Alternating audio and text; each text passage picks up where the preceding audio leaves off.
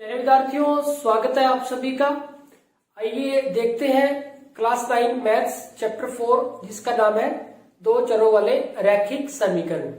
इसके कुछ महत्वपूर्ण ऑब्जेक्टिव टाइप क्वेश्चन देखते हैं। प्यारे बच्चों, अगर आप चाहें तो वीडियो को पॉज करके एक बार इन क्वेश्चन को एक बार ट्राई करके देख सकते हैं, फिर उससे आपको ये पता चल जाएगा कि आपकी चैप्टर की कितनी तैयारी है। तो शुरू करते हैं, देखते हैं क्वेश्चन नंबर 1। और क्वेश्चन नंबर 1 में कहा गया है कि समीकरण x माइनस 2y बराबर 4 का हल है। तो इनमें से जो चार ऑप्शन दिए हैं उनमें से कौन सा x माइनस 2y बराबर 4 का हल है, हमें ये बताना है। तो प्यारे बच्चों, ये मान रखना है इसके अंदर, तो जो इसको संतुष्ट करेगा वही हल होगा। जैसे अगर 0 और 2 के लिए देखें तो x की जगह पे 0 रखना है और y की जगह पे 2 रखना है। तो ये हमारे पास x निर्देशांक है, ये y निर्देशांक है। तो x की जगह पे 0 रखा, माइनस 2 गुना में y की जगह पे 2 रखा बराबर 4। तो ये देखो क्या बना हमारे पास, ये तो माइनस के 4 बने और ये प्लस के 4 बने, तो ये तो नहीं हो सकता। दूसरा ऑप्शन है 4 और 0, x की जगह पे 4 रखना है, y की जगह पे 0, तो 4 माइनस 2 गुना में 0 बराबर है 4। अब देखो 4 माइनस 2 गुना में 0, 2 की 0 के साथ करेंगे तो 0 आएगा, ये 4 हो गया, तो 4 बराबर है 4, तो ये तो बिल्कुल सही है, यानी कि ये हल है। बाकी के भी देखते हैं एक बार। अगर हम 1 1 रखते हैं, x की जगह पे 1 माइनस 2 गुना में y की जगह पे भी 1 बराबर है 4, 1 माइनस 2 बराबर है 4, 1 माइनस 2 तो माइनस 1 होगा, माइनस 1 बराबर है 4, ये भी गलत हो गया। चौथा पॉइंट है हमारे पास 2 और 0, रख के देखते हैं। x की जगह पे 2 रखा, माइनस 2 गुना में y की जगह पे 0 रखा बराबर है 4, 2 माइनस ये 0 हो गया बराबर 4, तो 2 बराबर है 4, ये भी गलत हो गया कि 2 और 4 तो बराबर नहीं होते, यानी कि यही हमारे पास सही है कि x की जगह पे 0 और y की जगह पे 4, यानी कि जो बी ऑप्शन है वो हमारे पास राइट ऑप्शन है। पहले बच्चों, मैं जैसे ये सोल्व कर रहा हूं, आप तो जैसे एक बार अच्छे से अगर आपको समझ में आए तो आप इसको ऐसे ही कर सकते हैं। देखो जैसे फर्स्ट पॉइंट है x की जगह पे 0, y की जगह पे 2, ये तो 0 हो गया, माइनस 2 की 2 के साथ करेंगे माइनस 4, माइनस 4 बराबर है 4, गलत हो गया। x की जगह पे 4, y की जगह पे 0 रखेंगे तो ये 0 हो जाएगा, 4 बराबर है 4, सही है। x 1 y 1, x की जगह पे 1 रखा, y की जगह पे 1 रखा, तो ये 1 बना, ये माइनस के 2 बने, 1 माइनस 2 माइनस 1 बराबर है 4, नहीं हो सकता। x बराबर है 2, y बराबर है 0, ये 2 बना, ये 2 की ये तो 2 हो गया, अब 2 की 0 की गुणन करेंगे तो 0 ही आएगा, तो 2 माइनस 0 2 हो जाएगा, 2 बराबर 4, तो ये भी नहीं हो सकता। तो इस तरह से आप अपने माइंड में भी इसको सोल्व कर सकते हैं। आगे बढ़ते हैं प्यारे बच्चों, क्वेश्चन नंबर 2 की तरफ। एक इंपॉर्टेंट क्वेश्चन है। क्वेश्चन नंबर 2 में कहा गया है कि y बराबर है माइनस 4 का आलेखीय रूप होगा, यानी कि इसका जो ग्राफ होगा y बराबर है माइनस 4 का जो ग्राफ होगा कैसा होगा, x अक्ष के समांतर होगा, y अक्ष के समांतर होगा, मूल बिंदु से गुजरने वाली रेखा होगी, या इनमें से कोई नहीं। तो प्यारे बच्चों, y बराबर है माइनस 4, इसके ग्राफ की बात हो रही है, तो इसको एक बार इसको प्लॉट करके देखते हैं। ये हमारा x, ये x डैश, ये y और ये y डैश, ये मूल बिंदु हो गया। x अक्ष y अक्ष, यहाँ पे ये अगर x पे लगाए तो 1 2 3 4 5, इधर -1 -2 -3 -4 -5, y एक्सिस पे 1 2 3 4 5, इधर -1 -2 -3 -4 और -5। तो यहाँ पे कहा गया है y बराबर है माइनस 4। देखो y माइनस 4 कहाँ पे, यहाँ पे। अगर ऊपर जाएंगे तो वैल्यू बढ़ती चलेगी, नीचे जाएंगे तो वैल्यू कम होती चलेगी, तो यहाँ पे -4 है, y का मान -4 है, यहाँ पे भी तो -4 ही होगा सारी जगह पे। यहाँ देखो अगर इधर जाएंगे हम तो x की वैल्यू कम होती चलेगी, और अगर हम इधर जाएंगे तो x की वैल्यू ज्यादा होती चलेगी, इधर प्लस के आ जाएंगे, इधर माइनस के आ जाएंगे, लेकिन y तो कितना रहेगा, y तो -4 ही रहेगा, यानी कि इस पूरी, यानी कि ये ग्राफ हो गया किसका, ये हमारे पास ग्राफ हो गया y बराबर है -4 का। इस पूरी रेखा पे, इस पूरी लाइन पे कहीं भी चले जाए आप, y का मान तो कितना होगा, -4। कौन बदलेगा, x बदलेगा, x कम जाता होता रहेगा, लेकिन y का मान फिक्स रहेगा। अब देखो इसका जो ग्राफ है, अब आप देखें एक्स अक्ष के समांतर है या वाई अक्ष के समांतर है? सीधी सी बात है, देखो इसका जो ग्राफ है वो एक्स अक्ष के समांतर है, इसका जो ग्राफ बना वो एक्स अक्ष के समांतर है। तो यहाँ पे हमारे पास ए है जो इसका, वो ए ऑप्शन इसका राइट ऑप्शन होगा। तो प्यारे बच्चों इसको समझते हैं दूसरी तरीके से, एक आसान तरीके से, ट्रिक की सहायता से समझते हैं। जैसे y बराबर है -4, इसमें सिर्फ y है, तो इसका जो ग्राफ होगा वो x अक्ष के समांतर होगा। और अगर ऐसे होता x बराबर है 5, इसका अगर ग्राफ की बात करते तो इसका ग्राफ किसके समांतर होता? y अक्ष के समांतर, y अक्ष के समांतर। तो ये आपको ध्यान रखना। देखो यहाँ पे x 5 है, इधर जाएंगे तो कम हो जाएगा, इधर जाएंगे ज्यादा होंगे, लेकिन ऊपर नीचे जाएंगे तो कोई फर्क नहीं पड़ेगा। यानी कि ये ग्राफ होगा किसका? x बराबर है 5 का, ये ग्राफ हो गया। अब ये देखो किसके समांतर है? y अक्ष के समांतर। तो ये आपको ध्यान रखना है। नेक्स्ट है हमारे पास तीसरा क्वेश्चन है कि समीकरण 2x जमा 1 बराबर है x जमा 3 का हल है। तो ये बताना है कि इसका हल कौन सा है। 2x जमा 1 बराबर है x जमा 3। x वाले एक तरफ कर लो, बिना x वाले एक तरफ कर लो। तो 2x तो इधर था ही, ये प्लस का x इधर आके माइनस का x हो गया। 3 इधर था ही, ये 1 इधर आके माइनस का 1 हो गया। तो x 2x में से x का मतलब 1x, तो 2x में से 1x चला गया तो 1x रह गया। 1x को सिर्फ हम x लिखते हैं। यहाँ पे कितना आ गया? 2। तो x का मान आ गया 2। अब इसमें से ढूंढो कौन सा सही है। सी राइट ऑप्शन है। दूसरा तरीका पहले बच्चे इसको करने का क्या हो सकता है, ये x की जगह पे 3 रखो। इसमें 3 दूनी 6 और 1 7, 3 और 3 6 बराबर नहीं होते, गलत। x की जगह पे 4 रखो, 4 दूनी 8 और 1 9, 4 और 3 7, ये भी बराबर नहीं है, ये भी गलत। x की जगह पे 2 रखो, 2 दूनी 4 और 1 5, और 2 और 3 5, 5 बराबर है 5, तो बिल्कुल सही। x की जगह पे 1 रखो, 2 एकम 2, 2 और 1 3, और 1 और 3 4, ये भी बराबर नहीं है। तो ये भी इस तरह से भी आप दोनों में से किसी भी तरीके से आप इस क्वेश्चन को सोल्व कर सकते हैं।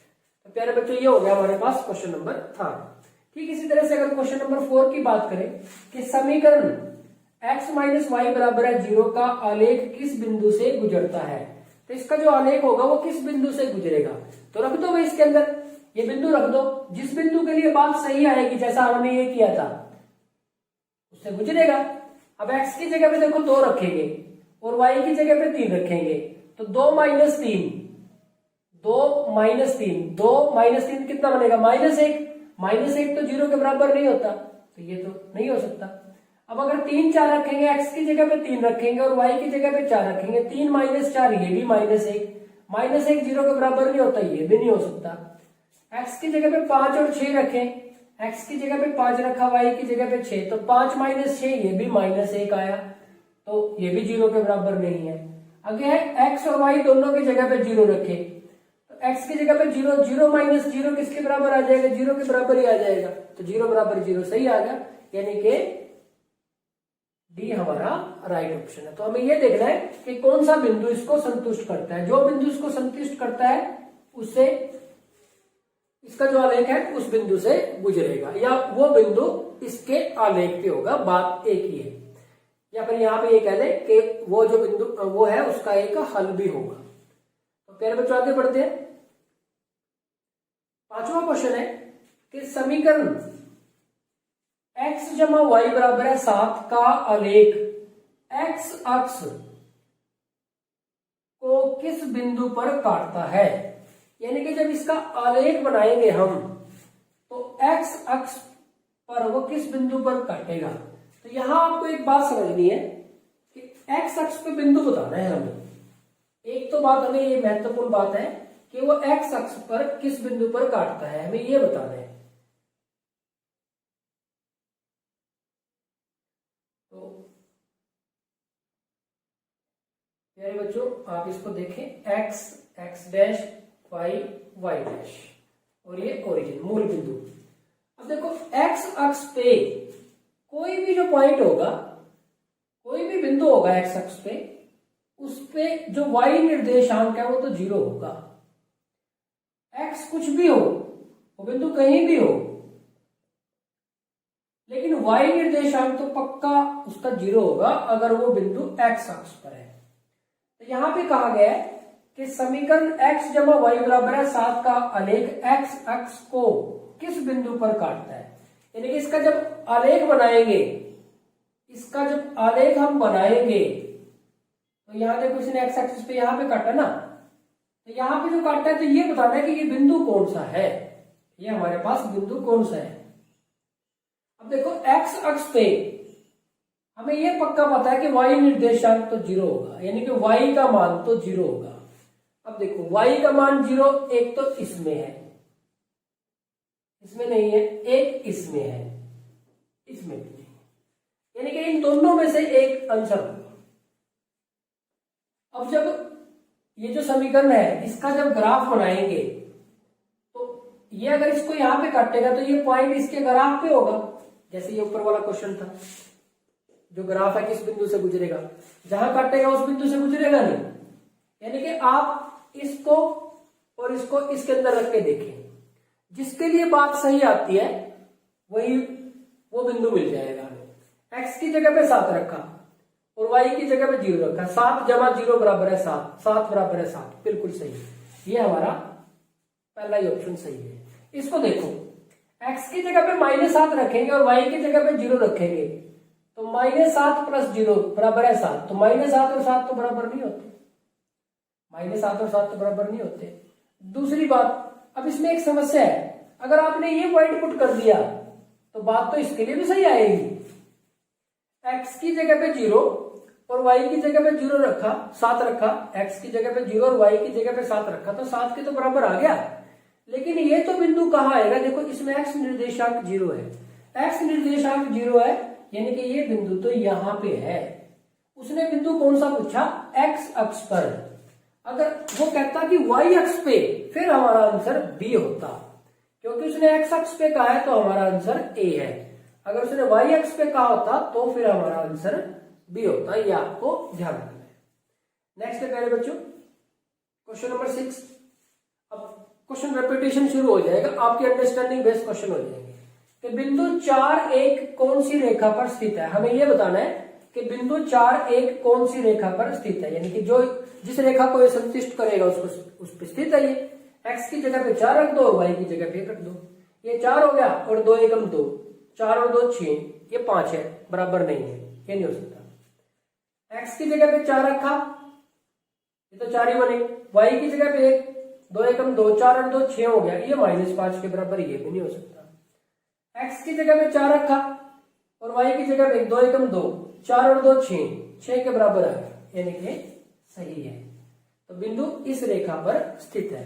इसको भी देखते हैं, x की जगह पे 4 रखा और y की जगह पे 1, 4 और 2 तो 6 बनेंगे, 2 एकम 2 बनेंगे ना, 4 और 2 तो 6 बनेंगे, 16 क्या है, तो नहीं हो सकता, तो ये भी गलत है, ये हमारे पास C है, इसका राइट ऑप्शन हो जाएगा। नेक्स्ट आगे बढ़ते हैं, क्वेश्चन नंबर 7 है x बराबर है 2 का आलेख निरूपण, यानी कि इसका जो आलेख होगा कैसा होगा, x अक्ष के समांतर, y अक्ष के समांतर, मूल बिंदु से गुजरता है, इनमें से कोई नहीं। तो प्यारे बच्चों ये हमारा ऐसा ही क्वेश्चन हो गया। अगर किसी समीकरण में सिर्फ y है तो उसका जो ग्राफ होगा x अक्ष के समांतर होगा, हमने इस क्वेश्चन में अच्छे से बात की थी। अगर किसी समीकरण में सिर्फ x है तो उसका जो ग्राफ है वो किसके समांतर होगा, y अक्ष के समांतर होगा। बना के देख लो, यहाँ x बराबर 2 कह रहे हैं, यहाँ देखो x 1 होगा, यहाँ x 2 होगा,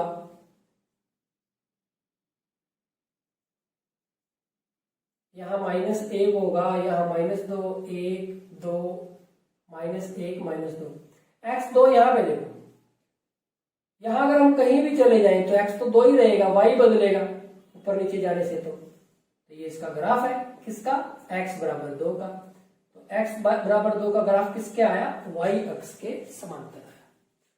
नेक्स्ट है मेरे बच्चों क्वेश्चन नंबर 8, y बराबर है 3x जमा 5 डैश चरों वाला रैखिक समीकरण है। तो ब्लैंक आपको फिल करना है, खाली स्थान भरना है आपको कि ये जो समीकरण दिया हुआ है ये डैश चरों वाला रैखिक समीकरण है। तो प्यारे बच्चों हमारे जो चैप्टर है चैप्टर 4 उसका नाम है दो चरों वाले रैखिक समीकरण।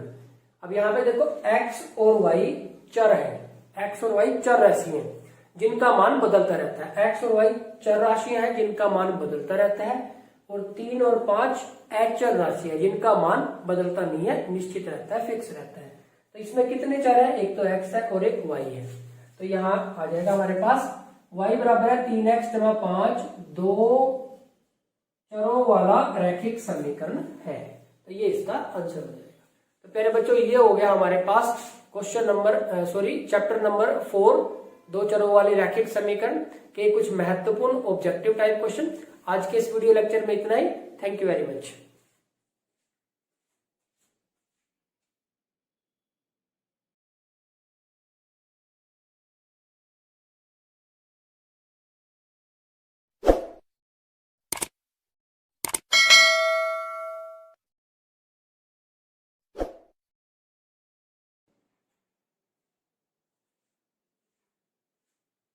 प्यारे विद्यार्थियों स्वागत है आप सभी का।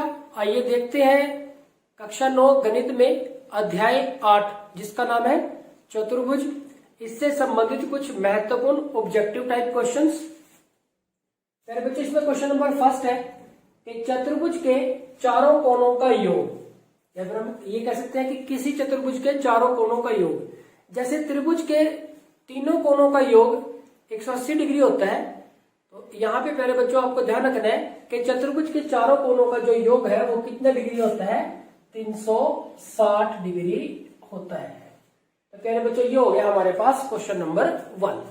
आगे बढ़ते हैं क्वेश्चन नंबर 2 की तरफ। क्वेश्चन नंबर 2 में कहा गया है किसी त्रिभुज की किन्हीं दो भुजाओं के मध्य बिंदु, किसी त्रिभुज की किन्हीं दो भुजाओं के मध्य बिंदुओं को मिलाने वाली रेखा, मिलाने वाला रेखाखंड तीसरी भुजा के डैश होता है।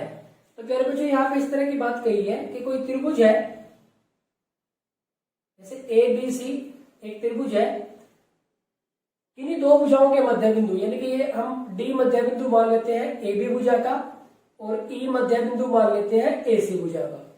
तो इन मध्य बिंदुओं को मिलाने वाला जो रेखाखंड होगा ये DE, ये क्या होगा, तीसरी भुजा, जो तीसरी भुजा बच गई है AB और AC को छोड़ के तीसरी भुजा BC, इसके क्या होता है, समांतर। जो रेखाखंड है ये क्या है, इसके समांतर होता है, और इसका आधा भी होता है, और इसका आधा भी होता है, ये आपको ध्यान रखना है। तो यहाँ पे यही पूछा गया तीसरी भुजा के समांतर होता है। तो पहले बच्चों ये हो गया हमारे पास क्वेश्चन नंबर 2। आगे बढ़ते हैं क्वेश्चन नंबर 3 की तरफ। इसमें कहा गया है किसी त्रिभुज की एक भुजा के मध्य बिंदु से, किसी त्रिभुज की एक भुजा के मध्य बिंदु से दूसरी भुजा के समांतर खींची गई रेखा, दूसरी भुजा के समांतर खींची गई रेखा तीसरी भुजा को डैश करती है, तीसरी भुजा को डैश करती है। तो ये हमें बताना है। तो प्यारे बच्चों यहाँ पे देखो क्या कहा गया है कि कोई त्रिभुज है, हम ले लेते हैं ABC, इसमें एक भुजा के मध्य बिंदु, ये भुजा ले लिया हमने, इसके मध्य बिंदु D ले लिया, से दूसरी भुजा के समांतर, किसी दूसरी भुजा के समांतर खींची गई रेखा या रेखाखंड, देखो इस BC के समांतर जो खींचा गया रेखाखंड है, जो तीसरी भुजा है उसको क्या करेगा, देखो ये D इसका मध्य बिंदु है, ये इसके समांतर है, तो ये E भी मध्य बिंदु ही बनेगा। यानी कि तीसरी भुजा को, जो ये रेखाखंड है, जो ये रेखा है, वो AC यानी कि तीसरी भुजा को क्या करेगा, समद्विभाजित करेगा या करती है। तो यहाँ पे देखो हम क्या लिखेंगे, किसी त्रिभुज की एक भुजा के मध्य बिंदु से, एक भुजा के मध्य बिंदु से दूसरी भुजा के समांतर खींची गई रेखा ऐसे ही चलती रहेगी, ठीक है, खींची गई रेखा तीसरी भुजा को समद्विभाजित करती है। तो क्या आ जाएगा, समद्विभाजित, समद्विभाजित करती है। क्वेश्चन नंबर 4 है हमारे पास। इसमें कहा गया है कि एक चतुर्भुज के कोण 3 अनुपात 5:9:13 के अनुपात में है, सबसे बड़ा कोण का माप होगा, सबसे बड़े कोण का माप होगा। तो सबसे बड़ा कोण बता रहे हैं। अब देखो चतुर्भुज का जो कोण है वो इस अनुपात में है, और हमें पता है कि चतुर्भुज के चारों कोणों का जोड़ कितना होता है 360 डिग्री। तो इसका अनुपात ये है, तो हम इनको कोणों को क्या मान लें, एक तो 3x, एक को 5x मान लेते हैं, एक को 9x मान लेते हैं और एक को 13x मान लेते हैं, क्योंकि ये अनुपात दे रखा है। अब इनको जोड़ेंगे तो सभी कोणों का जोड़ आ जाएगा, लेकिन जोड़ तो कितना है 360 डिग्री। अब ये देखो 3x और 5x 8 और 9 17x, 17 और 13 30x, 30x बराबर है 360। तो x बराबर है 360 बटे में 30, ये कैंसिल कर दिया तो ये 12 आ जाएगा। तो x का मान आ गया 12। अब देखो जो पहला कोण है 3x से जो हमें कोण मिलेगा 3x से 12 दिए 36, एक कोण तो 36 मिलेगा। फिर 5x से जो कोण मिलेगा 12 पंजे 60, 36 डिग्री 60 डिग्री। फिर 9x से 12 में 108 डिग्री ये मिलेगा, और 13x से 12 की और 13 की करेंगे तो 156 डिग्री आ जाएगा, 156 डिग्री। तो इनमें सबसे बड़ा कोण 156 डिग्री, सबसे छोटा कोण 36 डिग्री। तो इसमें कौन सा पूछा गया है, सबसे बड़े कोण का माप। तो सबसे बड़ा कोण हमारा हो जाएगा 156 डिग्री। ए में 36 डिग्री, बी में 180 डिग्री, सी में 160 डिग्री और डी में 156 डिग्री। कभी 180 डिग्री को सबसे बड़ा देख के इस पर टिक मार्क कर दो। ध्यान रखना है कि हमें इनमें से देखो जो कोण बने हैं, तो वैसे भी लिख दिए, आपको ये देखना पड़ेगा कि इस चतुर्भुज के कोण कौन से हैं। तो ये हमारा सबसे ये कोण ये है, इनमें सबसे बड़ा 156 है, तो 156 डिग्री हमारा आंसर आ जाएगा, यानी कि डी ऑप्शन हमारा राइट हो जाएगा। मेरे बच्चों इसी तरह से एक और क्वेश्चन लिया है कि एक चतुर्भुज के कोणों का अनुपात 3:4:5:6 के अनुपात में हो तो चतुर्भुज के कोण क्रमशः होंगे। तो फिर ऐसा ही क्वेश्चन आ गया, देखो इसको क्या लिखेंगे, एक तो 3x है, एक 4x, एक 5x और एक 6x। इनको अगर प्लस कर दें तो कितना बनना चाहिए 360 डिग्री। 3 और 4 7 और 5 12, 12 और 6 18, तो 18x बराबर है 360 डिग्री। तो x का मान कितना आ जाएगा, x का मान आ जाएगा 360 डिग्री बटे में 18, 18 दूनी 36, 20 आ गया भाई, x 20 आया। तो प्यारे बच्चों अगर x का मान 20 है तो पहला कोण 20 दिए 60 डिग्री बनेगा, यहां लिख रहा हूं मैं, ये 80 डिग्री बनेगा, फिर ये 100 डिग्री बनेगा और ये 20 छिके 120 डिग्री बनेगा। तो ये बने 60 डिग्री, 80 डिग्री, 100 डिग्री और 120 डिग्री। आप इनको चेक करना चाहते हो इनको जोड़ के देख लो, 360 डिग्री होना चाहिए। 80 और 120 200 और 100 300 और 60 360। तो 60 डिग्री, 80 डिग्री, 100 डिग्री और 120 डिग्री, 60 डिग्री, 80 डिग्री, 100 डिग्री और 120 डिग्री। तो ये हमारे पास पहला ही ऑप्शन है, इसका सही आ जाएगा। क्रमशः लगातार है, पहले वाले के लिए पहला, दूसरे के लिए दूसरा। देखो इसमें भी लिखे तो हुए लेकिन ये आगे पीछे है, ऐसे नहीं है। तो क्रमशः पूछा गया है, तो यानी कि सबसे पहले 3x के लिए, फिर 4x के लिए, फिर 5x के लिए, फिर 6x के लिए, इस तरह से हमें ज्ञात करना है। तो प्यारे बच्चों देखते हैं क्वेश्चन नंबर 6। इसमें कहा गया है यदि एक समांतर चतुर्भुज के विकर्ण बराबर हो, यदि एक समांतर चतुर्भुज के विकर्ण बराबर हो तो वह एक समांतर चतुर्भुज, आमने सामने की भुजाएं बराबर और विकर्ण भी बराबर हो गए तो वह समांतर चतुर्भुज क्या बन जाएगी, आयत बन जाएगी। इसमें कहा गया समचतुर्भुज नहीं, समचतुर्भुज की तो सारी भुजाएं बराबर होती है, वर्ग में भी सारी भुजाएं बराबर होती है और जो विकर्ण भी बराबर होते हैं, आयत। ठीक है, समांतर चतुर्भुज है, आमने सामने की भुजाएं बराबर होगी और विकर्ण भी बराबर होगी, तो क्या बन गई वो, आयत बन गई। तो ये हो जाएगा हमारे पास सी, आयत बन जाएगी वो। तो ये हो गया हमारे पास क्वेश्चन नंबर 6। देखते हैं पहले बच्चों क्वेश्चन नंबर 7। और क्वेश्चन नंबर 7 में कहा गया कि त्रिभुज की किन्हीं दो भुजाओं के मध्य बिंदुओं को मिलाने वाली रेखा तीसरी भुजा के समांतर होती है। रेखा या रेखाखंड, रेखाखंड ज्यादा बढ़िया रहेगा, रेखाखंड तीसरी भुजा के समांतर होता है तथा उसका रेखा लिखेंगे तो होती है लिख सकते हैं, रेखाखंड लिखेंगे तो होता है। तो यहाँ पे त्रिभुज की किन्हीं दो भुजाओं के मध्य बिंदु को मिलाने वाला रेखाखंड कर लें, तीसरी भुजा के समांतर होता है। ये तो यहाँ पे ऐसे ही हो गया, यही वाला हो गया फर्स्ट वाला पार्ट, सेकंड वाला जो था, तथा उसका डैश होता है। तो कैसा होता है, उसका आधा भी होता है। ये जो डीई है ये बीसी भुजा का क्या होगा, आधा भी होगा, तो इसका आधा होता है। तो ये हमारे पास एक महत्वपूर्ण परिमेय है, इस रिजल्ट को आपको याद रखना है। तो प्यारे बच्चों, ये हो गया हमारे पास चैप्टर 8 चतुर्भुज से रिलेटेड कुछ महत्वपूर्ण ऑब्जेक्टिव टाइप क्वेश्चन। आज के इस वीडियो लेक्चर में इतना ही, लगातार प्रैक्टिस करते रहिए। Thank you very much.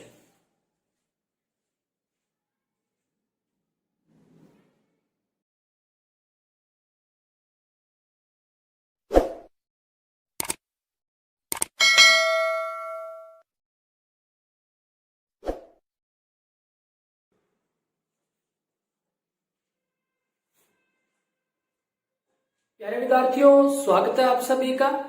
आज हम बात कर रहे हैं क्लास 9 मैथ्स चैप्टर 12 जिसका नाम है हीरोन का सूत्र। तो प्यारे बच्चों, हीरोन के सूत्र के ऑब्जेक्टिव टाइप क्वेश्चन करने से पहले एक बार इस सूत्र के बारे में बात कर लेते हैं।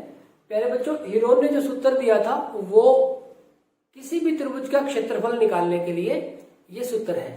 अब अगर इस सूत्र की बात करें, मान लो हमारे पास एक त्रिभुज है जिसकी जो भुजाएं है उसकी लंबाई हम मान लें कि इस भुजा की लंबाई a मात्रक है, इसकी b और इसकी c। तो सबसे पहले हम s निकालेंगे।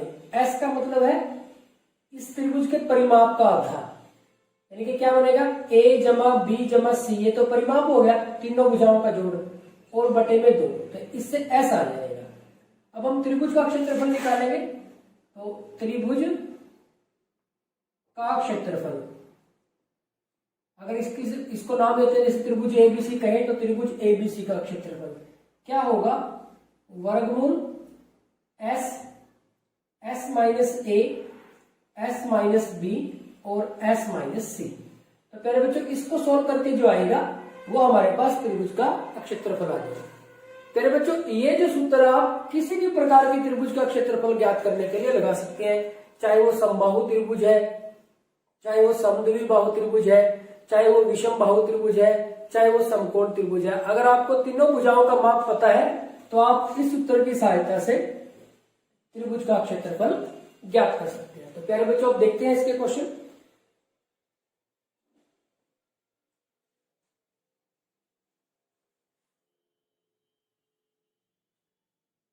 बात करें अगर क्वेश्चन नंबर फर्स्ट की, तो क्वेश्चन नंबर फर्स्ट में कहा गया कि एक त्रिभुज जिसकी दो भुजाएं 8 सेंटीमीटर और 11 सेंटीमीटर है और जिसका परिमाप 32 सेंटीमीटर है, उसकी तीसरी भुजा की लंबाई होगी। तो प्यारे बच्चों, यहाँ पे क्या दे रखा है, एक त्रिभुज है। आप इसको माइंड में करना चाहें तो माइंड में भी कर सकते हैं। अब देखो, एक त्रिभुज है जिसकी एक जो भुजा है वो तो कितनी है, 8 सेंटीमीटर है, और एक जो भुजा है वो 11 सेंटीमीटर है। तीसरी भुजा बतानी है। तीसरी भुजा को हम कुछ भी मान लें, आप x मान लें, x सेंटीमीटर, और इसका परिमाप 32 सेंटीमीटर है। परिमाप क्या होता है, तीनों भुजाओं का जोड़, एक तो 8 है, एक 11 है और एक x है। इन तीनों का जोड़ किसके बराबर है, 32 के बराबर है। तो ये 19 जमा x बराबर है 32 और x बराबर है 32 माइनस 19, यहाँ पे आ जाएगा हमारे पास 13। यानी कि ये जो भुजा है वो कितनी होगी, 13 सेंटीमीटर की होगी। तो ये तो देखो प्यारे बच्चों हमने कैलकुलेशन से किया। अब दूसरा ऑप्शन के हिसाब से अगर हम इसको करना चाहें तो कैसे करेंगे। देखो, दो भुजाएं हमारी 8 सेंटीमीटर और 11 सेंटीमीटर है और उसका परिमाप कितना है, 32 सेंटीमीटर। त्रिभुज का परिमाप क्या होता है, तीनों भुजाओं का जोड़। अब आप देखो 8 और 11 19 सेंटीमीटर हो गए। 19 में अगर 11 जोड़ेंगे तो 30 सेंटीमीटर बनेगा। 19 और 11 यानी कि 32 तो नहीं बना, यानी कि ये नहीं हो सकता। 19 में अगर 13 जोड़ेंगे तो कितना बनेगा, 32 सेंटीमीटर बन जाएगा, यानी कि सही है। तो बी ऑप्शन हमारा सही है। 19 में अगर 12 जोड़ेंगे तो 31 बनेगा। 19 में अगर 14 जोड़ेंगे तो 33 बनेगा, यानी कि बी हमारा ऑप्शन सही है। तो बिना कैलकुलेशन ऑप्शन के हिसाब से भी आप माइंड में कैलकुलेशन करके भी इस क्वेश्चन को सोल्व कर सकते हो। तो प्यारे बच्चों, ये हो गया हमारे पास क्वेश्चन नंबर 1। आगे बढ़ते हैं क्वेश्चन नंबर सेकंड की तरफ।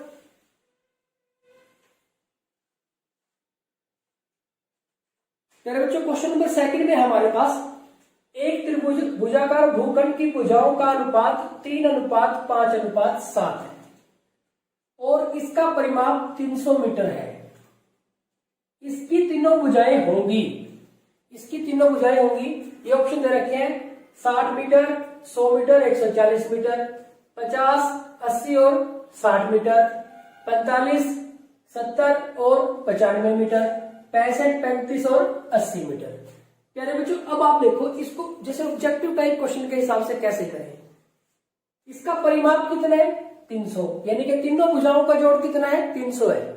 देखो 60 और 100, 160 और 140, 300 पूरा बन रहा है ये तो 300।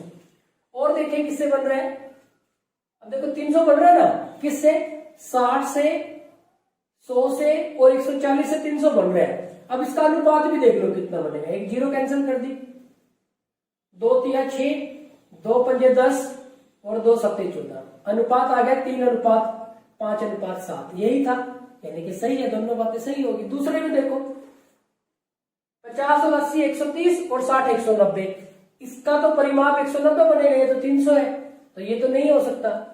अब इनको जोड़े अगर 5, 10, 15, 15 का 5 इकाई के अंक पे 5 आएगा, ये तो है ही नहीं, जीरो है यहाँ पे, ये भी नहीं हो सकता। और इसको देखें 65 और 35 हो गए हमारे पास 100 और 80 180, तो 180 बनेगा तो 300 मीटर है परिमाप, ये भी नहीं हो सकता। तो हमारे पास कौन सा ऑप्शन बचा, यही ऑप्शन बचा, यही हमारे पास इसका आंसर आ जाएगा। तो ये तो है, आपको ऑप्शन के हिसाब से कैसे ट्रिक के साथ यूज कर सकते हैं इसको। मान लो अगर ये क्वेश्चन बड़े क्वेश्चन में आ जाए तो आप इसको कैसे करेंगे, इसके लिए अब आप देखें अनुपात कितना दे रखे हैं 3:5:7, तो हम भुजाएं मान लेते हैं 3x, 5x और 7x, ये भुजाएं हैं और इनका परिमाप, त्रिभुज का जो परिमाप है यानी कि इन तीनों भुजाओं का जोड़ वो किसके बराबर है 300 मीटर के। 3 और 5 8 और 15x बराबर है 300, x बराबर है 300 बटे में 15, 15 का 15, 15 दूनी 30, तो x का मान आ गया 20। अब देखो पहली भुजा 3x है तो 3 गुना में 20, 20 दिया 60 हो गया, फिर 5x है 5 गुना में 20 100 हो गया, फिर 7x है 7 गुना में 20 140 हो गया। तो ये हमारे पास भुजा है यानी, तो बड़े क्वेश्चन में आ जाए तो आप इस तरह से इसको कर सकते हैं। तो प्यारे बच्चों ये हो गया हमारे पास question number second.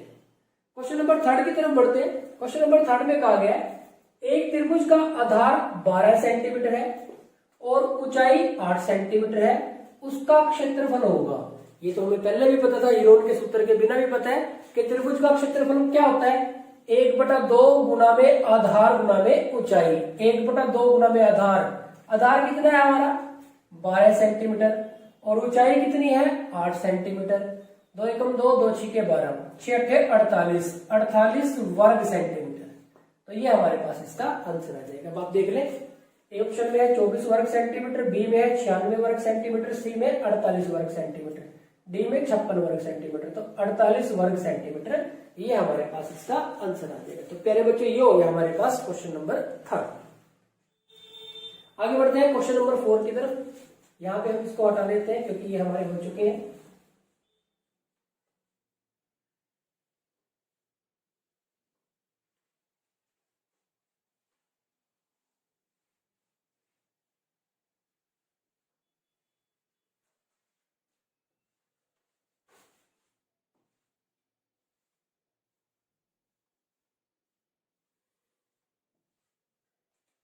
Question number 4 है प्यारे बच्चों। क्वेश्चन नंबर 4 में कहा गया है उस त्रिभुज का क्षेत्रफल ज्ञात कीजिए जिसकी भुजाएं 18 सेंटीमीटर, 10 सेंटीमीटर और 14 सेंटीमीटर है।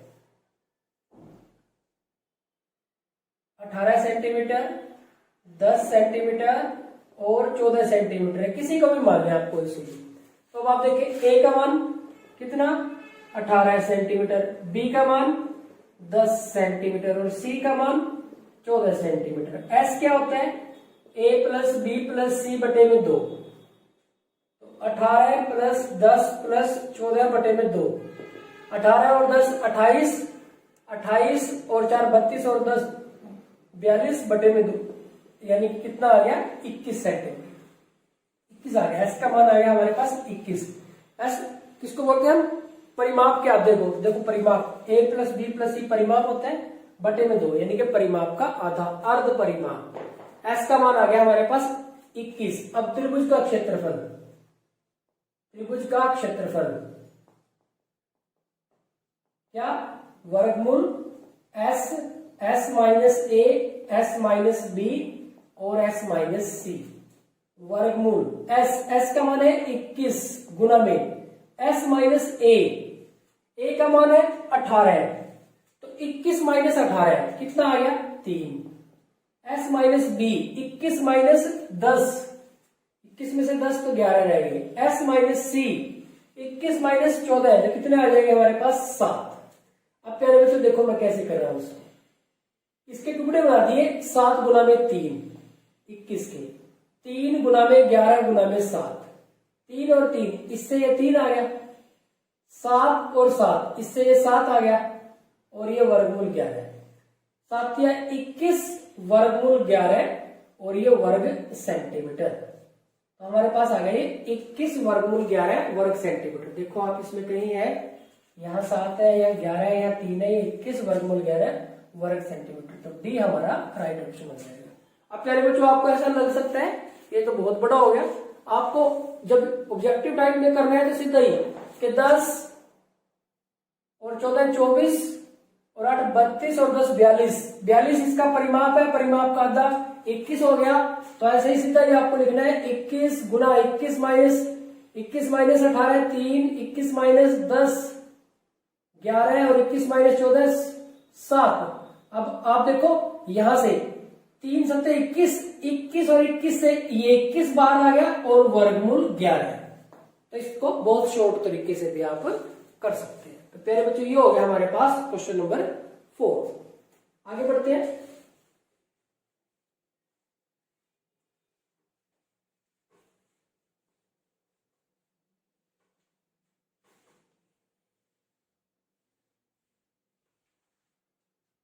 क्वेश्चन नंबर 5 की तरफ, और क्वेश्चन नंबर 5 में कहा है कि हीरोन के सूत्र में S बराबर, S किसके बराबर होता है? S बराबर होता है A जमा B जमा C बटे में 2 के। और S को कहते क्या है? S को कहते हैं अर्ध परिमाप, परिमाप का आधा।